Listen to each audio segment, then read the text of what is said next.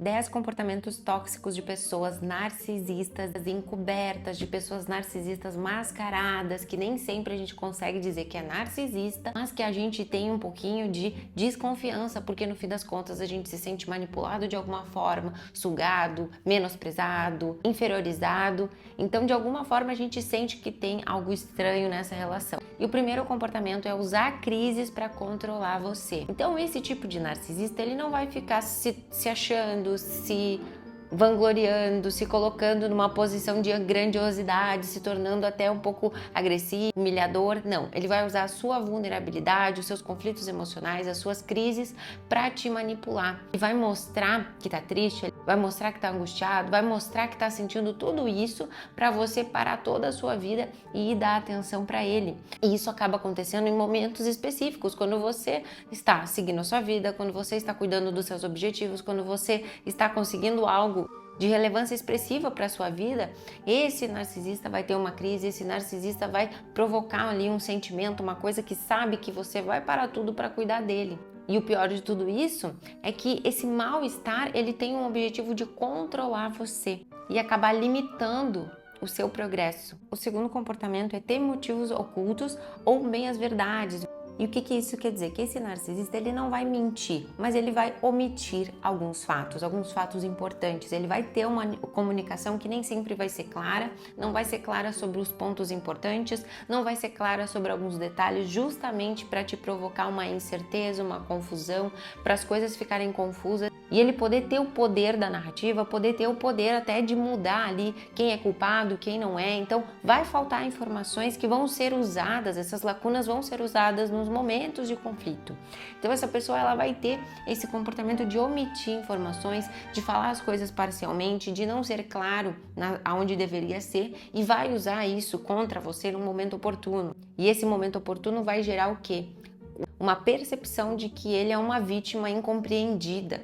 E dando esse poder ao narcisista, ele tornando ele uma vítima incompreendida, ele vai poder usar da culpa com você, vai poder fazer tudo o que ele quiser com você. E você também vai ter que fazer muitas coisas por ele, por causa de todo esse emaranhamento emocional. O terceiro comportamento é essa pessoa narcisista dizer que ele é super ou ela é super empática. Então, muitos desses perfis narcisistas, eles são bem simpáticos, são bem empáticos, mas na verdade essa empatia ela é muito autorreferencial. Isso significa que essa empatia está mais focada neles, como eles se sentem, do que realmente preocupados no que os outros estão vivendo de fato. Então, mesmo que o comportamento dessa pessoa te cause um dano e você vá lá e expresse isso para ele, ele vai acabar revertendo tudo isso, tornando toda a situação ser sobre ele, sobre os seus dramas, sobre as suas frustrações, ao invés de reconhecer a atitude que ele fez. E isso vai ser tão estranho, tão forte que a pessoa ela causou um dano, mas ela não vai pedir desculpa. Ela vai mostrar o quanto ela se sentiu afetada sobre o teu comportamento ali, de falar que ela se sentiu assim. E isso vai ser tão engraçado, tão fora da realidade, que a pessoa, ao invés dela pedir desculpa pelo que aconteceu, ela vai acabar te expondo que ela tá se sentindo muito mal pelas suas cobranças que você tá fazendo, que você tá fazendo ela se sentir uma pessoa horrível, e vai acabar invertendo o jogo. E todas essas respostas são projetadas justamente para reverter o papel de vítima e agressor, fazendo você se sentir culpado por apresentar as suas necessidades, os seus desejos, os seus sentimentos, as suas preocupações, seus direitos. E dessa forma, no momento que ele começa a se pintar como essa vítima incompreendida, ou até como essa pessoa empática, carinhosa, ferida, incompreendida, ela vai acabando evitando de se responsabilizar pelas coisas e protegendo a sua imagem. E é por isso que as conversas com essas pessoas, elas tendem a te deixar confuso, culpado, responsável pelo estado emocional dele ou dela, e até, no final das contas, se questionando se você é egoísta ou não, se você não tá conseguindo ser empático. O quarto comportamento é a fofoca e a triangulação. E isso vai estar enraizado na inveja. Os narcisistas, esses mais encobertos, esses mais mascarados, eles raramente vão te atacar diretamente. E ao invés disso, eles vão usar o quê? Pessoas, terceiros, outras pessoas para desestabilizar o teu senso de realidade. E uma das técnicas preferidas é a triangulação, comparando você sutilmente com outras pessoas, confidelizando coisas para terceiros pelas tuas costas, trazendo a opinião de outros para validar o que ele pensa, suas opiniões, suas justificativas. e no fim das contas desacreditar você completamente. Mas, né, claro, ele vai estar agindo como se ele estivesse procurando apoio, procurando validação, processando sentimentos. Ele estava apenas desabafando. Mas no fundo, você, né, você que tá ali passando por tudo isso, vai acabar sentindo que no fundo tem um pouquinho ali de insegurança, ciúmes, competição, inveja, sabe? E tudo isso é usado para o quê? Para recuperar a atenção, admiração e para controlar a narrativa. Nosso quinto comportamento é usar o direito disfarçado de vulnerabilidade. O que isso quer dizer? Muitas vezes esse tipo de narcisista ele vai trazer as suas necessidades com esse aspecto de vulnerabilidade e trazendo com esse tom de vulnerabilidade vai te forçar a se adaptar ao que ele precisa, sem ele precisar ser recíproco para isso. Ele não vai, por exemplo, chegar exigindo as coisas de cara, mas ele vai fazer indiretas, ele vai usar alguns recursos emocionais para isso, ele vai insinuar as suas expectativas. E assim ele vai controlando o teu tempo, a tua atenção, os teus recursos. E tudo isso ele vai estar mostrando que na verdade ele está estressado, que ele está precisando de apoio, que ele precisa desse teu lado mais compreensivo, que ele está precisando de ajuda. E aí, com toda essa situação, no princípio você vai querer ceder, você vai querer ser compreensivo, você vai se reorganizar, você vai se adaptar para fazer tudo isso acontecer. No início tu pode achar até ok, beleza, tranquilo, né? Você vai fazendo adaptações até financeiras, às vezes essas adaptações vão de recursos emocionais até adaptações financeiras. Mas com o tempo você vai ver que essas necessidades nunca acabam e que esse comportamento de se vulnerabilizar para conseguir fazer você aceitar tudo vai passar do limite. E olha, eu vou dizer que às vezes não tem nem limite. Você vai começar dando a mão, que é o braço, nunca vai acabar e o sentimento de gratidão não tem. É só aquele sentimento de estar sempre devendo. A expectativa de que você precisa entregar e uma punição se você não faz. O comportamento 6 é a crítica velada. O que isso quer dizer? Que esse tipo de narcisista mais mascarado, ele vai disfarçar a sua crítica com preocupação, com um conselho que pode ser útil. Ele vai falar da tua vida, das tuas escolhas com esse tom de preocupação, mas na verdade ele quer criticar, ele quer aconselhar, ele quer colocar ali um componente de controle, ele quer opinar não só as tuas escolhas, mas às vezes tuas vestimentas, as pessoas com quem tu anda, os teus hobbies, o que tu faz, o que tu deixa de fazer, ele quer opinar em tudo isso, mas ele vem com esse tom ali de preocupação. E aos poucos, sem tu perceber, tu vai se sentindo cada vez mais inadequado, sentindo que as tuas escolhas são inadequadas, que você não tem capacidade de julgar os caminhos que tu quer seguir para tua vida. E com o tempo, essa constante orientação, esse constante questionamento vai fazer tu começar a se questionar bastante, colocando em risco ali a tua autoestima. O comportamento 7 é a incapacidade de receber um feedback. Então, por mais que tu seja querido, por mais que tu escolha as palavras, por mais que tu queira entregar ali algum feedback com uma embalagem bonita, ele não vai receber. Não importa o que tu faz. Ele pode ouvir, mas o comportamento depois, ele vai se retirar, às vezes vai te tratar de forma diferente depois, vai se fechar emocionalmente. E esse comportamento é uma das armas mais poderosas para ele. Te dar um gelo, né? Fazer algum comportamento que te cause um dano de uma forma passivo-agressiva. E isso deixa a pessoa que está por perto numa sensação de constante insegurança. E aí, se tu tentar expor isso para ele, esse comportamento, né, já vai receber muita crítica, ele vai ficar cada vez mais fechado, talvez até vai desaparecer. E olha, conhecendo o perfil, eles negam muito, né? Quando você vai expor alguma coisa, ele vai negar tudo, não vai aceitar de jeito nenhum, vai dar um jeito de tu se sentir errado, vai dar um jeito de te culpar no final da história, transformando tudo sobre ele, como você magoou ele, como você está fazendo ele se sentir mal nesse momento, como você está fazendo ele se sentir uma pessoa horrível, que você está abusando dele, que você é imaturo, que você não cresce.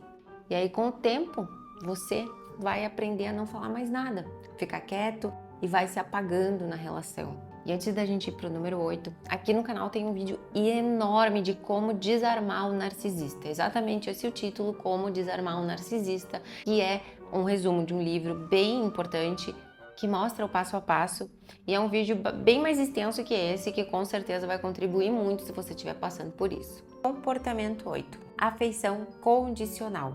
A afeição desse tipo de narcisista vai depender do quanto você faz por ele, do quanto você está disponível por ele, do quanto você se mostra aberto para as necessidades dele. E quando ele consegue o que ele quer, ele pode ser carinhoso, ele pode ser doce, ele pode ser encantador.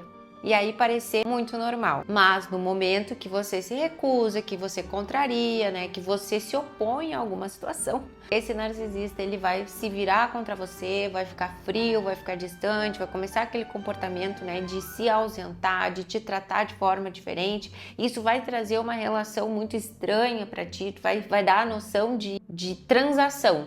Por que uma sensação de transação? Porque eu só vou receber todo esse bom narcisista, toda essa pessoa carinhosa, afetuosa, se eu estiver fazendo o que ele quer. Se não, não. Isso vai querer fazer com que você se torne cada vez mais submisso, mais conformado, sem conseguir se colocar na relação. Isso vai te gerando uma insegurança muito forte, porque tu não tem certeza de como é que vai ser a relação, porque ela é uma relação instável, ela não é pautada na estabilidade, tu não sabe como essa pessoa vai se portar diante das coisas que tu precisa dizer. Tu vai estar sempre pisando em ovos, tentando descobrir como falar alguma coisa para essa pessoa e não gerar uma grande revolta. O comportamento 9 é o vínculo unilateral. E o que isso quer dizer? Que para o narcisista você está sempre errado.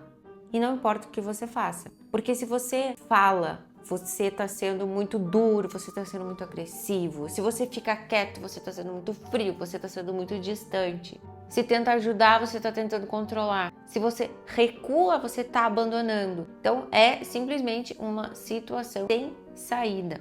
E aí a gente vai para o nosso último comportamento, que é o comportamento 10, que é a armadilha do consertador. E o que isso quer dizer? Que o narcisista ele vai atrair pessoas que querem ajudar, que querem ser solícitas, que acreditam que com amor, que com apoio, compaixão e paciência suficiente, as coisas vão melhorar. E aí essa pessoa que cai nessa armadilha vai ver todos esses comportamentos e vai acabar fingindo que nada disso é verdade, vai tentar enxergar até a pessoa ferida, vai enxergar todas as coisas que aquele narcisista passou, vai tentar entender de tudo que é jeito. E a pessoa vai tentando se convencer que se ela fizer tudo direitinho, que se ela fizer isso, se ela fizer aquilo, um dia as coisas vão melhorar, que as coisas vão se acertar, mas na verdade nunca se acerta, porque quanto mais a pessoa dá, mais o outro cobra, mais se torna insatisfeito, mais tem motivos para apontar o dedo, mais tem motivos para reclamar. A pessoa está cada vez mais presa nesse ciclo de demanda infinita, exaustão emocional, confusão, insegurança e abandono, e autoabandono, né? Porque a pessoa vai se diminuindo ao ponto de nem lembrar mais das suas próprias necessidades. E aí a pessoa pode ficar anos, uma vida inteira, esperando que a outra caia na real, que a outra em algum momento enxergue e chegue para você e diga: não, eu percebo o quanto eu te machuquei nessa jornada inteira de relacionamento,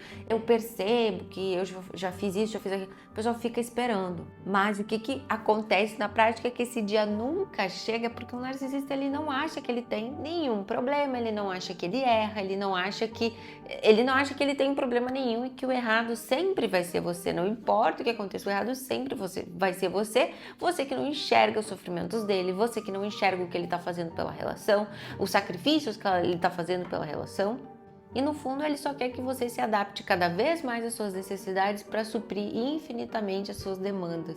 Então, se você tá com uma pessoa assim, muito provavelmente você está se sentindo um vilão por ter as próprias necessidades, se sentindo culpado, se sentindo oprimido, se sentindo demandado demais, porque esse narcisista sempre vai esperar que você supra tudo para ele, todas as necessidades e tudo que ele precisa. E você sabe que ele não consegue assumir nenhuma responsabilidade pelas coisas, então você tá emaranhada nessa confusão. E se você se vê nessa situação e quer mudar, e quer provocar uma mudança na sua vida, porque você tá enxergando que daqui para frente não tem uma visibilidade positiva, procure uma terapia, comece o seu processo de mudança, vá assistindo conteúdos desse nicho, vai assistindo conteúdos de psicologia, vai traçando a tua rota de mudança, porque é difícil sair de uma relação dessas.